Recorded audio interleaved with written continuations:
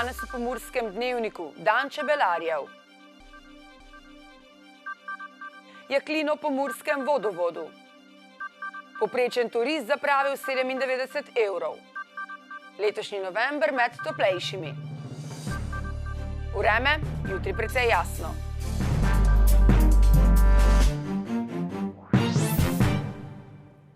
Drage gledalke in gledalci, lepo pozdravljeni v Pomurskem dnevniku. Čebelarska zveza društev Pomurja je minulo soboto v BTC City Murska Sobota organizirala dan čebelarjev. Na osrednje prizorišče so se sprehodili praporščaki s praporji, medena kraljica, spremljala pa jih je glasba harmonike. V Čebelarski zvezi društev Pomurja, ki je organizirana od leta 2003, skrbijo za promocijo, izobraževanje in vzgojo. Skrbimo za promocijo, izobraževanje, za vzgojo, za medsebojno sodelovanje in seveda za tako dogodke, kot je bil ta danes, torej zaključek enoletnega dela. Čeprav mi čebelarsko leto zaključimo že v jesenskem času. Že nekaj let v Čebelarski zvezi društev Pomurja prirejajo ocenjevanje medu. Ponavadi smo imeli 50 do 70 vzorcev, letos samo 23.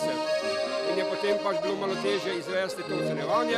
Radi pa smo, da nadaljujemo tradicijo, da ne prekinemo te zgodbe in upali smo, da se bo tudi kateri izmed naših čebelarjev z dobrim medom tudi uvrstil na državno tekmovanje. Zlato plaketo za cvetlični med je letos prejel Janez Malačič in je bil okronan za šampiona 2019. Sicer pa so v društvu zelo veseli, da imajo tudi v šolah krožke posvečene medu. Radi smo, da imamo v osnovni šoli, pa tudi v srednji šoli 20 krožkarjev, torej krožkov, in v vsakem takem krožku je približno po 10 do 15 otrok. Dan čebelarjev v soboškem BTC-ju je obiskala tudi medena kraljica. Naziv medene kraljice je eno poslanstvo, ki ga izpolnjujem z veseljem, pomeni pa vso promocijo slovenskih čebelarjev ter slovenskega medu tako doma kot v tujini ter nasploh spodbujanje kupovanja lokalnih domačih pridelkov. Za promocijo slovenskega čebelarstva in slovenskega medu se bom sigurno trudila do konca svojega mandata, torej do avgusta 2020, kasneje pa imam tudi svoje osebne cilje še naprej delati v čebelarstvu, kot v osnovni panogi, tako kot tudi v apiterapiji. Sicer pa letina za čebelarje letos ni bila najboljša. Predvsem vreme. Razvoj se začne nekje tam aprila, divja češnja pomeni, da bo pa nekaj. No, po tistem času pa maja, junija je bilo vreme nikoli ta pravo, ali suho, ali veter, mokro, mrzlo, tako da nismo točili medu, bolj bi rekel, da smo skoraj solze točili. Potem v jeseni je bilo nekaj malo bolje.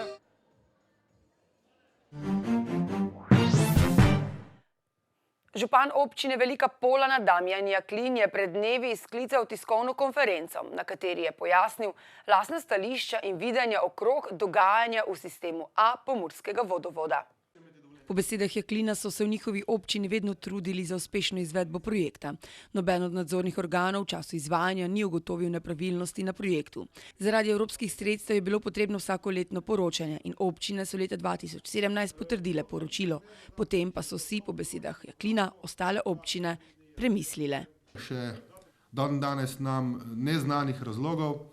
V tem smislu, da je občina Velika Polana kršila določene obveznosti iz naslova pogodbenih obveznosti, vezano tako na kohezijski sklad in kot tudi same medsebojne obveznosti občin. Naša občina se je to leto vse skozi trudila, da smo občinam argumentirali, da so njihove navedbe napačne, lahko povem tudi neresnične.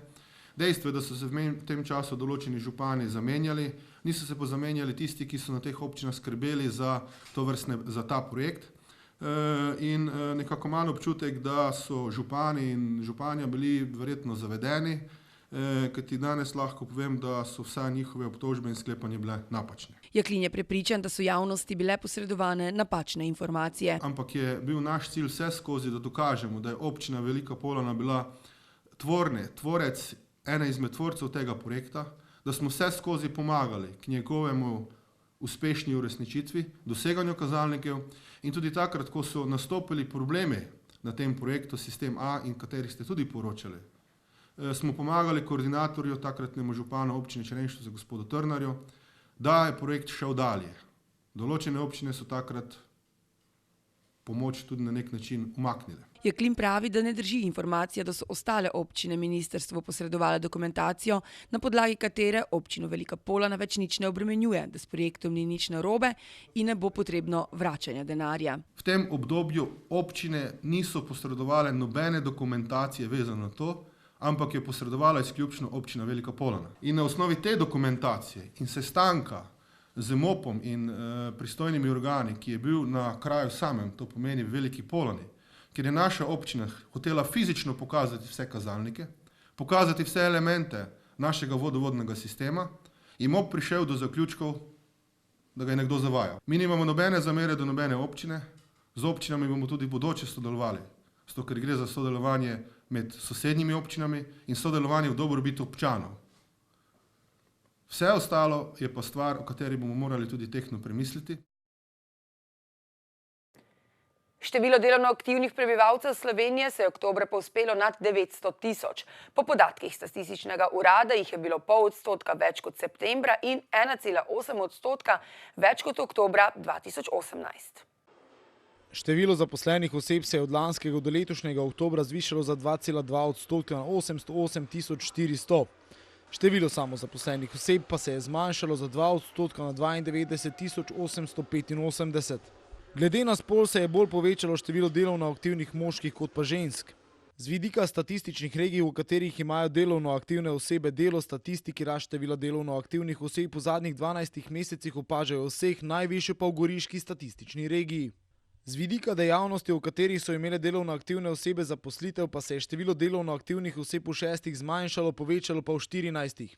Najvišjo rast je zabeležila dejavnost gradbeništva. Konec oktobra je bilo med delovno aktivnimi osebami 11% tujcev. Največ jih je bilo iz Bosne in Hercegovine, sledili so državljani Srbije in Kosova.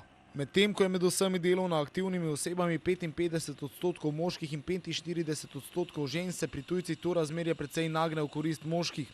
Oktobra jih je bilo kar 80%. Največ delovno aktivnih tujcev je delalo v gradbeništvu, predelovalnih dejavnostih, prometu in skladiščenju ter drugih raznovrstnih poslovnih dejavnostih. Povprečen tuji turist je v poletni sezoni v Sloveniji potrošil 97 evrov dnevno.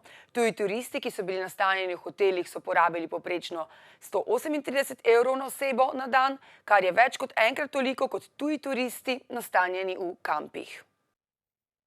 Največ so v Sloveniji za stanitev, hrano in pijačo, prevoze, prostočasne in druge dejavnosti ter nakupe v 2 poletnih mesecih zapravili prebivalci neevropskih držav, in sicer 153 evrov na dan. Nemci, ki so ustvarili največ prenočitev med vsemi tujimi turisti, so medtem porabili 64 evrov dnevno. Tuji turisti nastanjeni v hotelih so več kot polovico dnevnih izdatkov namenili za nastanitev, medtem ko so tisti nastanjeni v kampih porabili za nastanitev le tretjino dnevnih izdatkov, največ pa so namenili za nakup hrane in pijače. Glavni razlog za prihod v Slovenijo so bile počitnice. Kot drugi najpogostejši razlog za obisk Slovenije iz zasebnih razlogov so tuji turisti nastanjeni v hotelih navedli obisk kulturnih in naravnih znamenitosti, medtem ko so turisti v kampih izpostavili rekreacijo. Med tujimi turisti, ki so Slovenijo obiskali poleti ter so bili nastanjeni v hotelih ali kampih, je bilo največ takih, ki so k nam prišli s partnerjem oziroma zakoncem. Letošnji november je bil drugi najbolj topel november v zadnjih 140 letih. Tudi letošnja jesen in letos sta zaenkrat druga najbolj topla od začetka meritev, je razvidno iz poročila znanstvenikov. Povprečna temperatura je bila za 0,92 stopinje Celzija nad povprečjem 20. stoletja, s čimer je letošnji november drugi najbolj topel. Prvo mesto še vedno drži november leta 2015. Kar 5 najbolj toplih novembrov so sicer zabeležili po letu 2013. Tudi sicer kaže, da bo letošnje leto eno najtoplejših. Med januarjem in decembrom je bila namreč temperatura v povprečju za 0,94 stopinje nad povprečjem 20. stoletja. To je bilo drugo najtoplejše obdobje med januarjem in decembrom v 140 letih, le malo za enakim obdobjem leta 2016. In kakšno vreme bomo imeli za Božič? V Murski Soboti je v zadnjega pol stoletja za bel Božič le 30% možnosti, v zadnjih nekaj letih pa še precej manj. Na božični dan je Mursko Soboto nazadnje prekrivala snežna odeja leta 2007, ko so 25. decembra zjutraj izmerili slabih 10 cm snega. Pred letom 2007 pa smo zadnji bel božič lahko doživeli leta 2001, ko je bilo v mestu med 10 in 20 centimetri snega. Na spletnem portalu sobotainfo.com si preberite zanimivo zgodbo Lagune, edine soboške podzemne okrepčevalnice. Več torej na sobotainfo.com, mi pa si poglejmo še kratke novice.